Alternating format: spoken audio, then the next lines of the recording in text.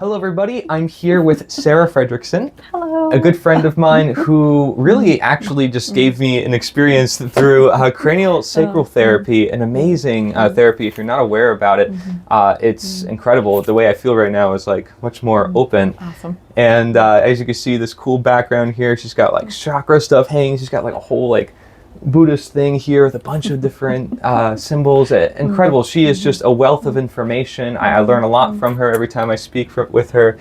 She knows a lot about healing, energy healing.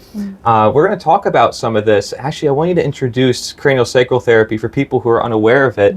If you look this up, you might get some different information about it. So share with me that quote you shared with me before from one of your teachers. This work was put together by Dr. John Upledger. And when I took this cranial sacral for pediatrics class is where I had learned that there truly, this is transformational work. And with the whole birth system that we have it, like there is, how do I say this? Like there's a lot of trauma that's inflicted. And so with this gentle healing work of this gentle unwinding and unfurling of like trauma and tension and stress, if every infant, when they were born onto this earth, if they received cranial sacral work, our whole society would be transformed and changed within a generation. And I believe that to be the case because this work can be, incredibly transformative and healing, and it's really powerful for infants and children. Like with kids, they don't have that much trauma. And so, they can have really quick results in a short amount of time. And so, it's transformational work. Yeah, awesome. And thank you. And just so you guys know, we did a video with you at Moonberry Mercantile, which is local here in Florida, of a shop where we brought a lot of people together. You did a guiding meditation with us. And so you do a lot of stuff with energy work. What got you kind of into that? Why do you do this work? And why cranial sacral therapy in particular? Well, I went to massage school in 2002. Well, 2001, actually. I graduated in 2002. And I first started to get into energy work at that time. I realized actually at that time when I was in school that I was empathic. So I could always feel people, but I just didn't really realize I thought I was just sick all the time. So I could feel people like they're me. And so I was feeling other people's stuff. And, I didn't know what to do with it. But it was when I was in massage school that I really realized like, oh, okay, there's this quality, this energy, this substance that I had always been feeling, but I was able to kind of hone into it a little bit. And so I took my first Reiki class when I was in massage school. I took this developing your energetic skills training. So it helped to work with the energy field. And so, I just kind of dove into it that way, and I just was fascinated by it. So that's how I got into this energy work world. And it wasn't until 2004 that I received my first cranial sacral session. And after it was phenomenal. I mean, the session was just incredible. There's these subtle movements that a person can feel. Some people feel it more than others, but for myself, when I received cranial sacral for the first time, it was like these huge movements that were like I felt that too. And I was like, oh my God, I have to learn how to do this. And so that's when I started my training in that. I felt like you cheated the massage with me. It's like I was getting massaged, but I wasn't, without all like the, trying to like hit me or something. Yeah, it's super phenomenal because it's like, it's such gentle work. And like within that gentle work, you can either force the body into an alignment. And so massage maybe is a little more on that forcing side. You're using an elbow, you're pushing, which is great. Like, don't get me wrong, man. I mean, I love a good massage. It's awesome. But you can either force the body into an alignment or you can allow it. And so this cranial sacral work is more on that allowing side where I'm tuning in, I'm listening to the body, and then I just follow the direction of the body. And so it is this, it's just a profound work. So I had to learn how to do it. And then I slowly transitioned my practice probably in 2012. out of I was doing regular massage, and then slowly integrating more cranial sacral clients, but I stopped all my regular massage clients in 2012, and they cried. but I just didn't want to. I really, my gifts lie in doing this cranial sacral work, and it's fascinating. That's to good. me. You're following your. Yeah, I was following what I want, and truly, the regular massage clientele was dwindling down. It was at probably 20%, and then cranial sacral clients were, filling in with 80%. So I opted to just, stop doing that at that time. Well, do you think a lot of people can benefit from this then? Because I know, you have clients, people who come to you. Would you say, you shared with me that over the past couple of years, due to recent events in the world, it kind of delved you further into this path. Do you think for other people as well, when things are getting tougher, they're going to be interested in something like this? I mean, because if you look it up online, there's people attacking it. They're calling it like pseudoscience. What do you have to say about all that? Yeah, it was... As early as the 1920s, there was this fellow named William Sutherland, and I think he was an osteopath. I should have taken notes about all this stuff, but this was in Italy, and he was doing this work, some manipulation, and osteopaths, DOs are going to do this work where there's going to be some manipulation of the body, and of course there's chiropractors, but it wasn't truly. I was trained through the Upledger Institute, and Dr. John Upledger, he was an osteopath, and in the 1970s is when he put together this cranial sacral work, and as it is now. And he, at that time in the 70s here in the United States, they were thinking that our skull was fused as we got older. They thought that there was no movement, that there was that once you got to a certain age, the skull bones were fused, and even into the 90s. My husband's aunt, she in her textbooks is a nurse in the 90s. She said she learned that the skull bones fused as you get older, and that is not the case. They were studying cadavers, so dead people's bones don't move. So we're continually expanding and contracting, and so Dr. John Upledger, he is the one that found that. He was doing some sort of surgery or something. I mean, and he was noticing this cranial sacral rhythm, this movement of the tissue. And so he just kind of developed it through, he was a very intuitive man as well. And so he developed this work, and then, allowed it to be for anybody, chiropractors, massage therapists, anyone could learn it. Yes. Just anybody. But there is a science about it, though. There isn't, he's done within his institute, the Upledger Institute, they've done case studies. They have a clinic that they're continually doing things with, concussion, they did an NFL study, people that receive multiple injuries to the head, you can help to correct that. And, regular medicine would say that that's, incurable or, something, or, a lot of the things with children, I can't think, torticollis is something where the kid's head is just turned to the side. And then there's also, things where they would want children to be put into a helmet. And I can't think of what that is called, to kind of force the head bones into a particular way. However, with children, this can be, they can receive great benefit with that gentle realignment and the appropriate pressures and the appropriate size of the skull will come back to where it needs to be. So it's a really, there's a lot of science behind it, but it's a very subtle work. So some people just don't feel it, and if they don't feel it, then they tend to think that it's bullshit. That it's not a real thing. But it really is. So. I don't know if you that helped me answered your become question. very aware of myself when you were doing it to me. So I think when it comes to a lot of these spiritual, more considered alternative practices, some people they group it in with certain spiritual practices, and then they just say, oh well, all that is woo. But clearly there's a lot of people on the internet. Clearly there's a lot of people who have said, wait, this helps me a lot, and it's a whole industry.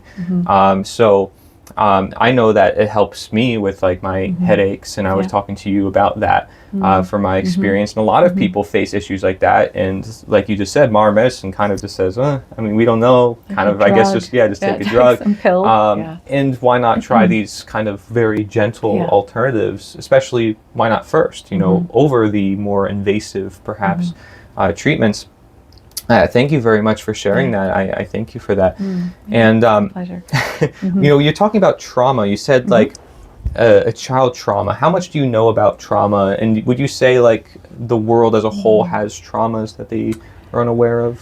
Yeah, you know, I mean, I think that we just as like emotional beings, you know, up until the age of like 7 or so, you're just like a ball, you're just emotion. You know, children are all.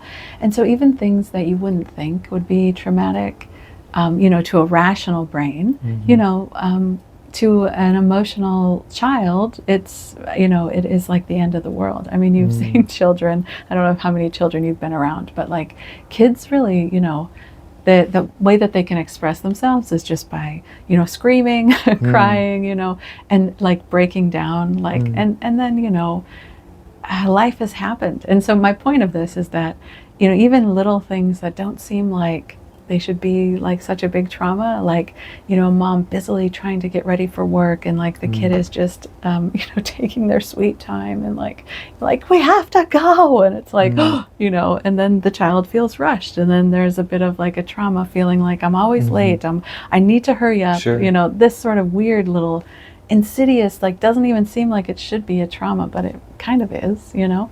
And then of course there's horrendous traumas, you know, through car accidents, through abuse, through whatever. But I mean, you know, unfortunately I think that there's a lot of trauma that's inflicted even by like our institutions, you know, like in school, like public school even. I mean, I think it's, I don't know. I just feel like we're continually bombarded with different things that are assaulting our senses, you know, in our lives. Well, you're a very emotional, intuitive person, Indeed. right? Like the work you do is about feeling. Yeah. And you and I were also having this discussion of like, well, how do we prove that through scientific means? You know, Right. is that pure? Right. Is that a rational thing? It's Right. pretty antithetical, but it doesn't mean we can't kind of merge both worlds. And I think this is where the conflict also comes into play with like so-called modern medicine, is it may look at the studies and the experiments and the numbers, but what about feeling the patient? So you said like, you know, you want to move to cranial sacral therapy, not just massage, because you want to get more into the feeling, the energy, right? Yeah, and so I'm feeling, when I work with someone, I'm gonna, I get with, in a nice grounded centered state within myself. I imagine, I'll tell you my what I do. I imagine that I turn myself into a tree. And so that I imagine I have roots, you know, that sink deep into the earth. And then I expand my heart space. I surround my heart space around the person I'm working with. And I also open up the top of my head to allow for this infinite stream of like divine connection, because I feel like we're all connected, and there is this cosmic, you know, some people would call it God, or some universal awareness or whatever. And so I make sure that I'm nice, open, I'm grounded, I'm connected to the heavens. I'm open. I ask for all of our highest healers, or highest versions of ourselves to kind of come in, and then that's how I begin. And then I ask your body to show me what to do. So I feel for these rhythms in the body, and the body's continually expanding and contracting. And so I just go along with wherever the body shows me. I kind of send little waves of energy through, and I notice where they get swallowed up. And then I also check at the shoulders, I check at the head, but this gives me a picture of where to start. And then once I know where I can start, then I'll move along, you know, perhaps working through the torso with a hand underneath. So a whole body approach. A whole body approach, indeed. Because everything is connected. I mean, even though, you know, someone would say that their chief complaint is like a headache, but like, who knows why that headache happened? Like neck maybe and the pancreas, it goes all the way down. Who knows? And maybe it happened from when there was like a car like this trauma in the car where like you had to slam on your brake really fast. And so Sure. then your right knee is involved Yes. and your neck is involved. And so it's who knows, Yes. man. But there's this whole story that the body's got. And you just, I have no idea what it Yeah. is, but I just listen and then I follow. And it's like, okay, well, your head hurts, but your right knee is having me go there first. So I guess I'm going to go there. And the cool part about it is that I'm not going to be playing it like God or anything. I mean, your body is brilliant and knows you. And I just have to listen and then follow it, which is, so it's kind of easy what I have to do because I don't know, but I just follow, you know. But you have to be able to let go, I have to let go. Indeed. You know, because if you have that presupposition of like, this is how it's supposed to be, this is what I gotta do. Then I'm a train wreck. Like, because there have been times where like I've gotten an idea, like I'm like, oh, I think maybe it's because of this, and then it's like, like I'm totally out of sync. Like it's like this intuitive dance and following. It just like derails and then and I have to like come back and go, no, I don't know, like the body knows and I have to follow the body.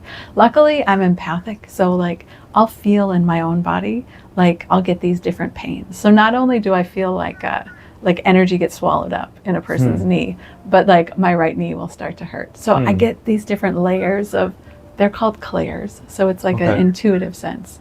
So I'm going to feel like clairsentience. I'll feel in different ways, and then I'll kind of, I don't know, like, so I bounce all of these intuitive senses off of each other so that I can kind of go, oh, okay, well, I've had double validation that I need to go over here. So that's how I kind of work too. So I try to get really clear within myself, and then that way I can feel into where I need to go next too. Yeah, makes sense. From the inside as well as from the outside.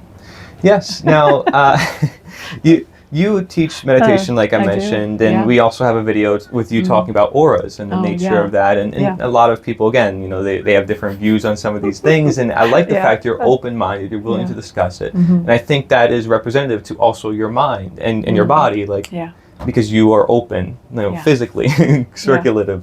And so there's an interesting connection there with somatics, right? And I saw on your flyer here, you mentioned soma. I see the thing right here. Aromatherapy, emotional release. Somato, emotional release. Right? Yeah. So you have different things here. And then Hanmi, esoteric, Buddhist, meditation, and healing. So is there perhaps a teaching or a certain subset of like ancient knowledge that you really draw into? Yeah. Because I know you also go to a certain church locally, but like you seem like you draw on a lot of different philosophies and ideas. I do. I like that, and I, you know, the somato emotional release is part of the cranial sacral therapy. Okay. So that's what that is. But then the Hanmi esoteric Buddhism is that it's an ancient esoteric teaching that I practice, and so it is. I started practicing that in May of 2009, and truly I was just interested in it because there's these teachings that were to help yourself to heal so that you can help others. And so there's healing techniques within that. There's like energy techniques, like energetic healing, but primarily it's meditation technique where you're going to use mantra, mudra, and visualization. Interesting. It's called the union of the three mysteries. And so within that, you know, that just really resonated with me. I was able to really start to meditate by using these practices. And so, you know, it's just kind of finding a meditation practice or a school or a train of thought that you like that. But so luckily I found one that I liked, that I really resonated with. And so it is this ancient teaching where it was just open to the public in the 90s by the lineage holder at that time. His name is Master Yu, or Dechun Juren. And so I took some classes, and then just in January of 2011, I had taken pretty much every class that I could take. And it was really like, in order to learn more, which I wanted to learn more, then I opted to become a Buddhist disciple within this lineage. And so that I could learn more. Really in this school. I mean, I don't necessarily look at it like a religion, but I mean, I know some people do. It's not, it's different. I look at it more like a school. And so I have been, you know, doing this practice. So I've been meditating and doing this practice every day since May of 2009. So Wow. yeah, I know, Longer which than way? me. I mean, like, you know, I don't, like, it's meditation. Yes. I would be so half-assed meditator, like before. I would meditate like one day, and then I'd take like several days off, and then I'd, you know, this was just when I had been, you know, so when I was in massage school, like it was, before that I didn't really know any of this stuff, you know, like I didn't meditate at all. But in massage school is when I really started to like, oh, I learned about meditation, and oh, this is something I should look into. But truly, I've always been very interested in religion, I guess, like in spiritual practices, maybe. Yeah. But yeah, and I like a more well-rounded approach, not so dogmatic. This Hanmi esoteric Buddhist practice, there is a particular, you know, I cannot really, I can teach 6 meditations within it, but I can't, like, it's not something where you want to go and just like blab your mouth about it and try to take a class and then think that you can go out and, you know, teach it to other people, because it's kind of dangerous, you know. I mean, these are like, I don't know, these are like tried and true, and the lineage is really like upholding, I don't want to, the sacred is the word that comes to mind, but it's like there's such an integrity in it. What people learn in Hanmi esoteric Buddhism now is what they learned exactly thousands of years ago. Nobody added any other shit into it. They didn't take a piece from here and take a piece from there and combine it. It was literally, it's exactly as it is. So there must be like an integrity that stays within it. So okay. So let's talk about that, if you don't mind. Yeah, no problem. Yeah. Like, you and I were even discussing a little bit about New Age. There's this idea of like New Age philosophy, and it's getting some criticism, but certain figures are also just kind of being thrown on this label New Age. And I don't know if they necessarily even prescribe to that label themselves. But what do you think of this idea of New Age? I know Mark Passio, somebody a lot of people who follow my work knows, you know, he has a whole seminar called New Age BS.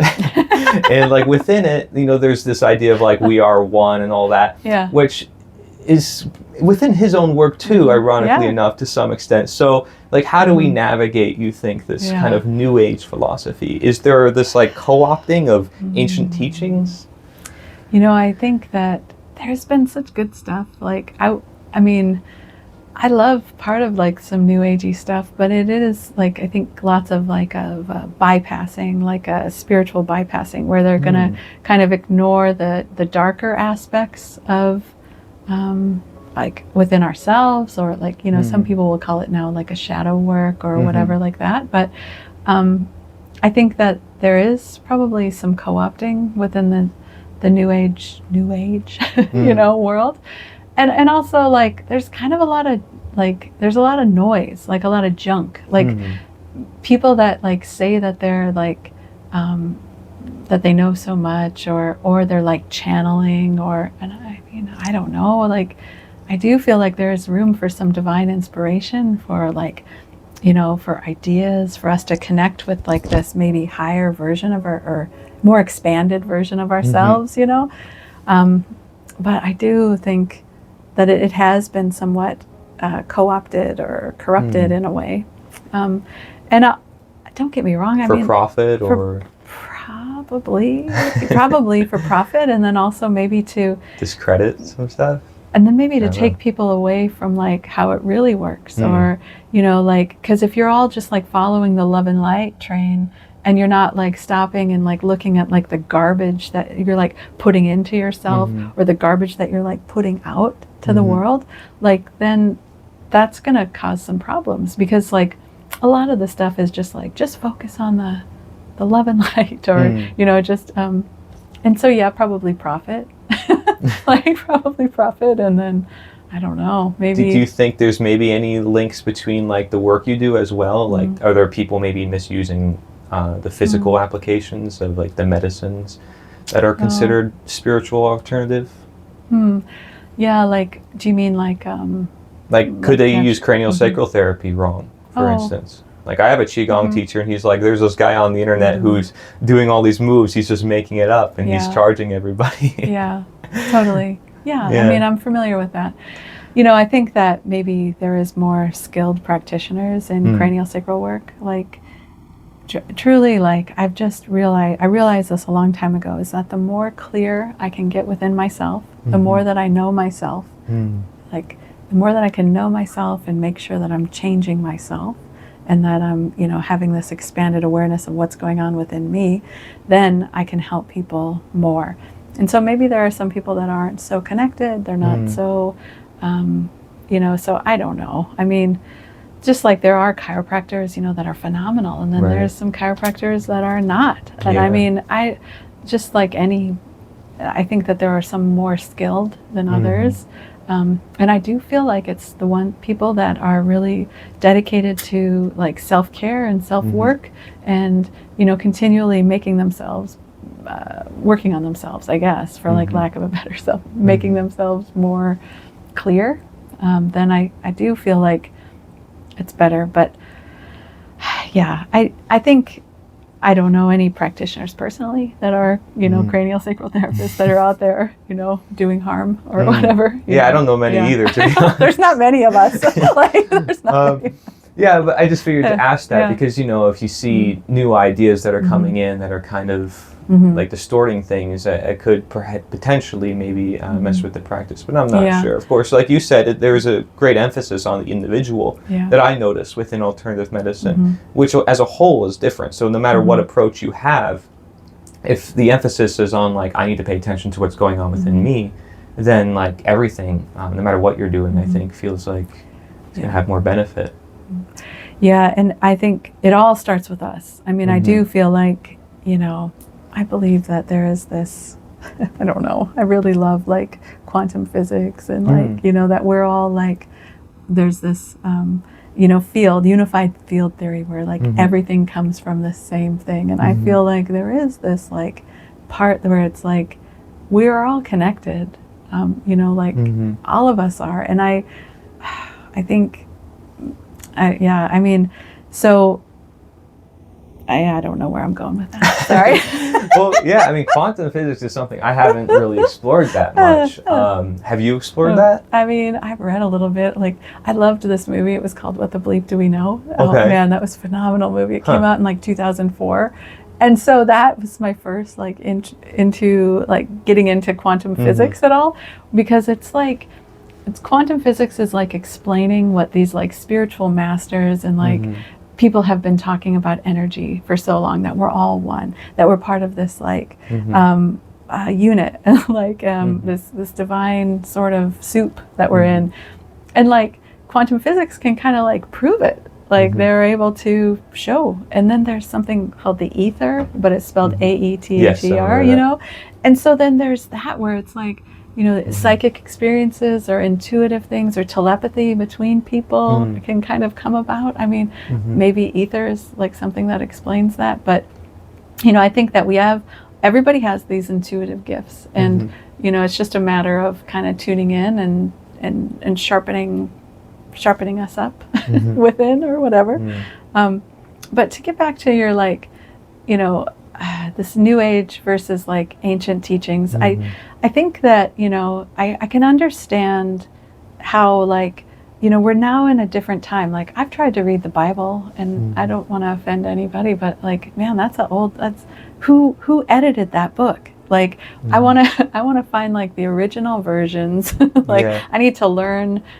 whatever language it was for, I mean, yes, Hebrew or whatever. Like Judaic. I just feel like it's been translated so many times, and like people just can kind of like come up with whatever they want with it. And so I mean, the ancient stuff, it's sort of like it's been kind of messed with a little bit. So it's hard. It's hard to see like what the truth is. And so it's kind of like maybe coming back into ourselves, then we can really just like kind of go from there. Like, okay, well, what do I know is true for me?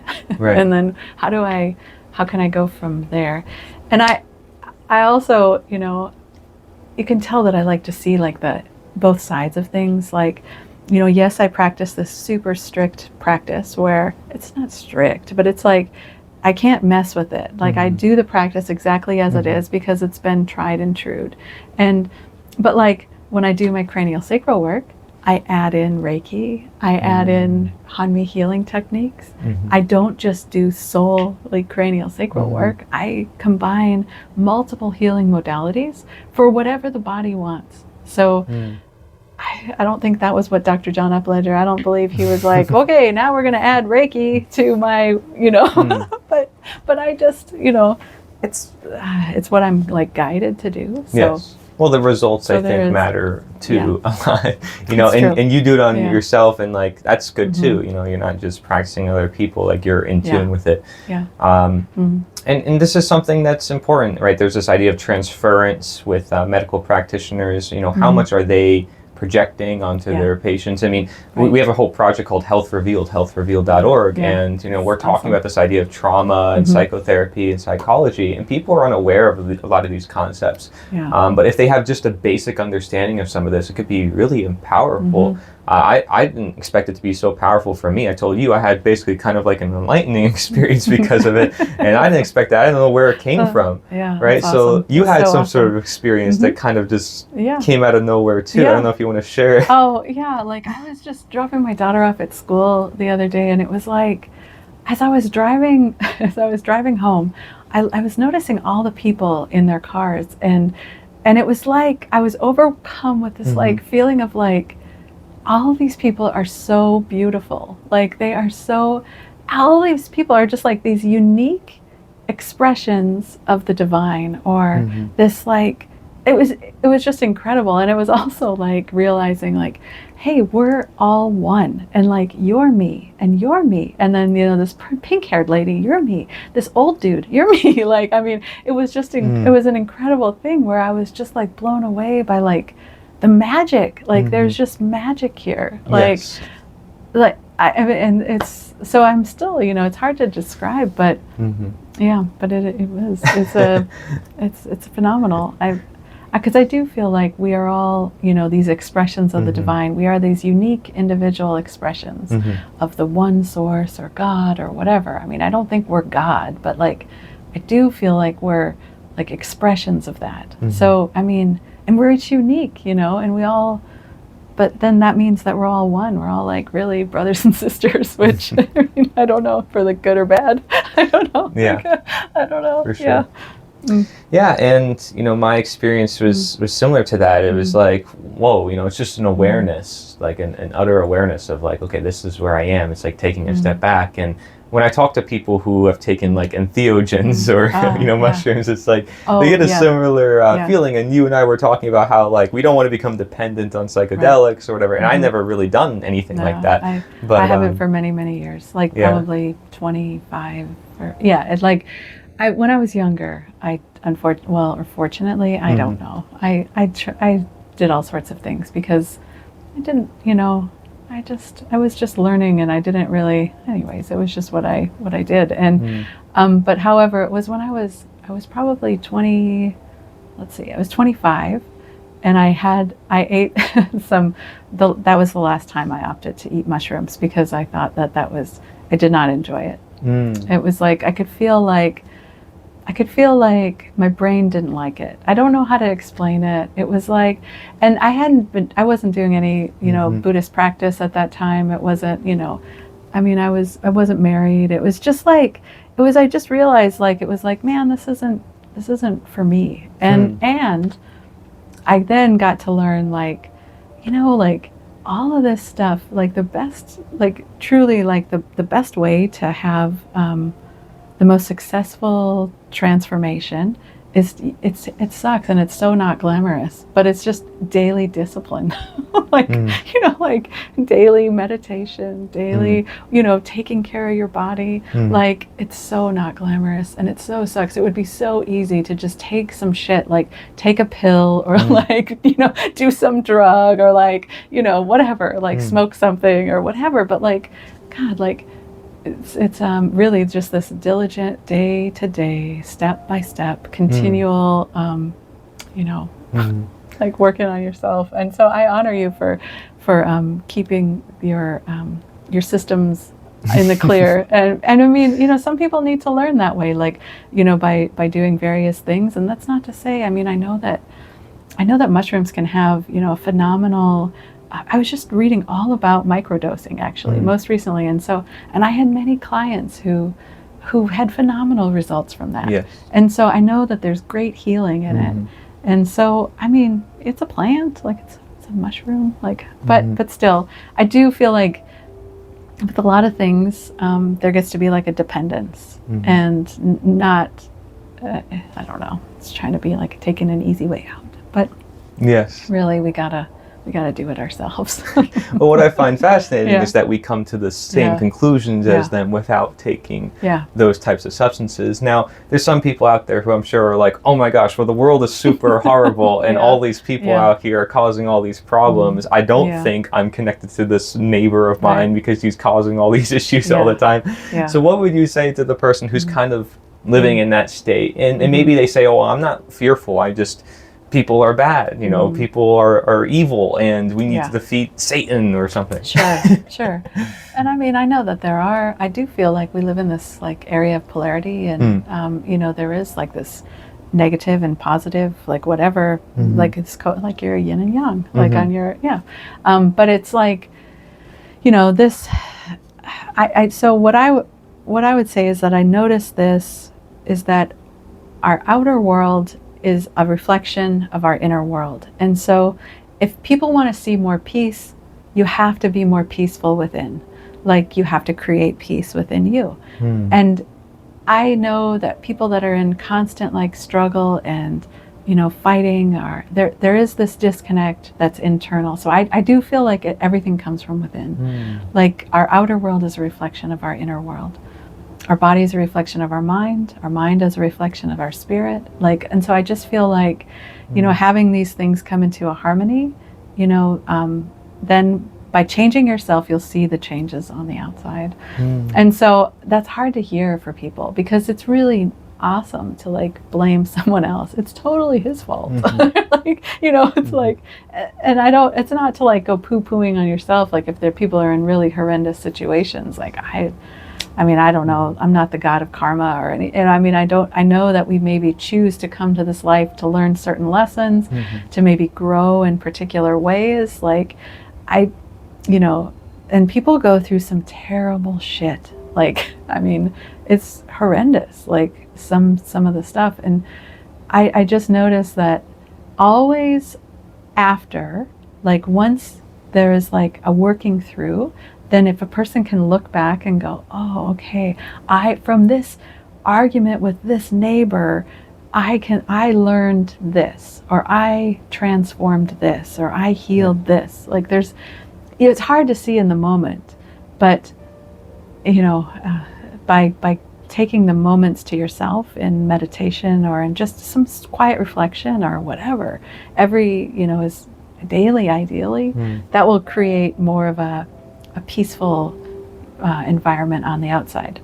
It's like creating an inner mess, you know, within this lineage. They'll say a lot of times, like in this one meditation, it's you want to create your inner world stability so that nothing on the outside can affect you, nothing that you hear, nothing that you see. It's like you've got this core of like peace or this core of strength within you that you've been cultivating and building up, so that no matter what kind of garbage is going on around you, you can still retreat back to that sanctuary within to refuel and then deal with whatever kind of nonsense is going on out there. But anyways. So I think it's a great answer. Thank you for that. And if you don't mind, I want to ask a more challenging question along those lines. So, you know, when we're talking about good and evil, and we're talking about like everything being one, I think part of this can, some people will think that there is no evil recognized in Eastern teachings and philosophy, that, you know, good and evil are kind of just the same thing. And, you know, Mark Passio, he defines good or right as something that doesn't cause harm to another sentient being. And some people have like definitions and they're really strict on that. But a lot of Eastern philosophies may not like strictly define it.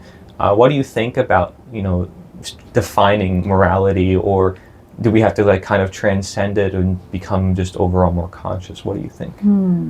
Like, so interesting. I'm not the I'm not the foremost That's why knower I'm of asking. Eastern. Like, Because you are. Because only a person funny. who is humble will say that. So, like, that's the whole reason. That's funny.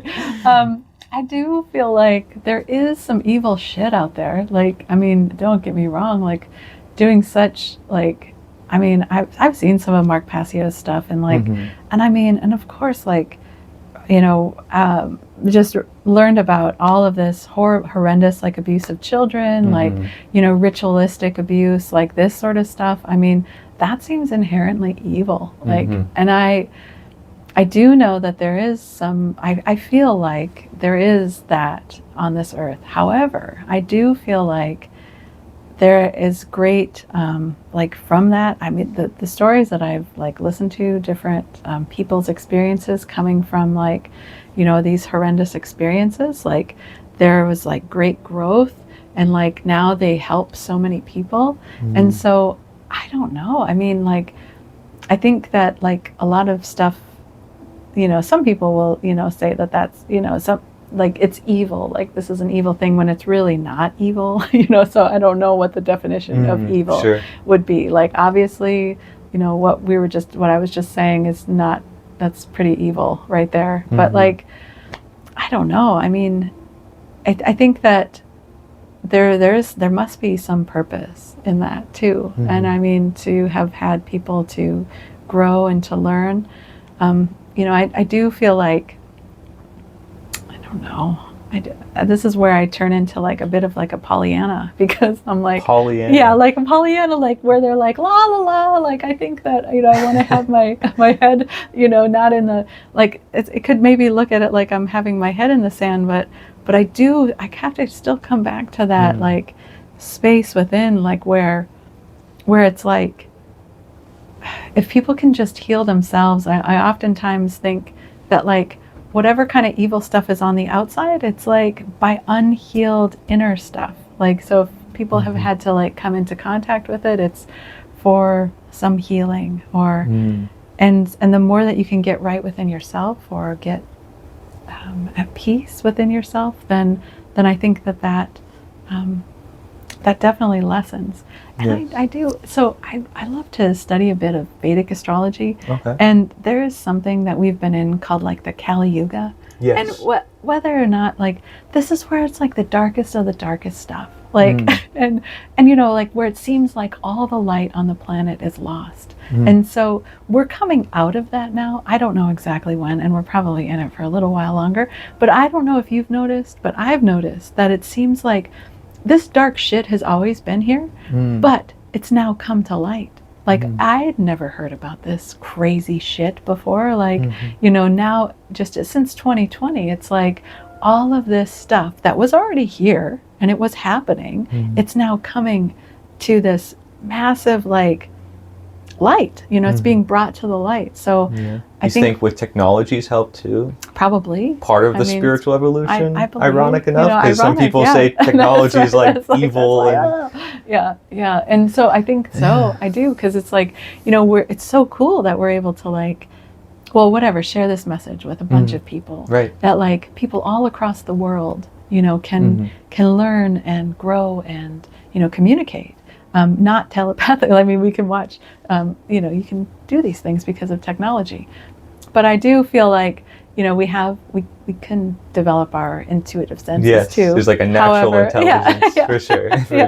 I don't know if I can't yet telepathically send an interview to someone, you know, in Italy, right now. Not yet. Some people believe you can with technology, you know. So technology is great. Yeah. Very interesting, right? Is technology just an extension of what we're trying to be, or what was once, maybe, and trying to bring that back? There's a lot of questions there. I'm just trying to pick your brain. Cause I like that, yeah. I think, you know, I do think that there's this ancient technology. I mean, I feel like there's definitely more to this life than we have known. I do not feel like, you know, I just feel like there was more to civilization than what like the mainstream topics have told us that is. But I mean, whether it's like getting into this, idea of Atlantis or whatever, but I do feel like there was greater technologies that like have been lost to us, that we're like kind of, in this time we're kind of getting re-engaged in it. And I can see how there can be harm caused by this, but I also see the great good, that can be from technology. So thank you so much for sharing. Thank you. I know we have some challenging questions. So cranial sacral therapy, is there any other therapies people should know about that they should maybe explore where they're at? And if you're here in Florida, if you want to share like where you are based out of, if people want to practice with you. Sure, I'm here in Port Richey, Florida, and But you also do it. I do virtually, I do long that's distance. Pretty crazy.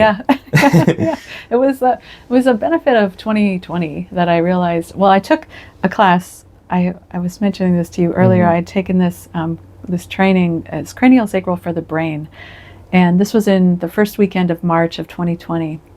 And it was during that class, that training, we're working with a person's head, and I'm working with different sections of the brain, and I can literally feel within my hands these different sections that I tune into unwinding and unfurling. I could feel the pineal gland. I could feel, these different that I'm not actually putting my hands on, but I could sense in and feel. And so it was then, the following, like 2 weeks later, is when I was an unessential worker. So I had to close my practice for just 2 weeks. But no, it wasn't just 2 weeks. But anyways, it was during that time that I realized like, oh, hey, like I could feel the brain. Why don't I try to do cranial sacral work long distance, So I did some sessions on Zoom with clients of mine, and I can feel the unwinding and unfurling. And so I think that that's like the one good thing that I can think of from this whole 20. Maybe there's some more good things. Like I've been trying to see the positive of it, but so I'll do long distance sessions for people if they want. And so it's a different work. I do Reiki at the same time. So, Reiki is an energetic healing technique that, goes across time or space. People who are familiar with prayer and whatever, you can pray for someone, and, these prayers are oftentimes answered. And there's all sorts of, studies and things done with that. And so, it's not that far-fetched to think that energy, by focusing on it and sending it and intending it, it can go to that person. So, Awesome. So there's that. So, so I'm all right, here. Be sure to check it out. And we have a brochure. I'll put it on the screen for you guys, but this is awesome. Talking about the healing power of a gentle touch. She's got a bunch of information on here about the therapies and what you can expect from a session, etc. So very cool. Thanks. Got a business card as well. And this thing fell. Back support. Good to get lumbar support. So Sarah Frederickson is your name, right? Living Light PMA. Yep. So you got a PMA, which is pretty cool. If people don't know about that either. You're also part of our permaculture project, in case you don't know about permaculture or food forests.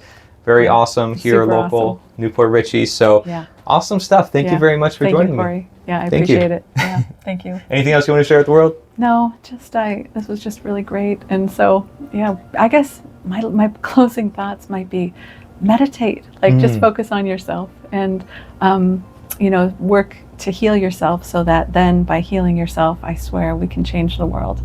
So that's awesome. it. Thank you so much. Thank you.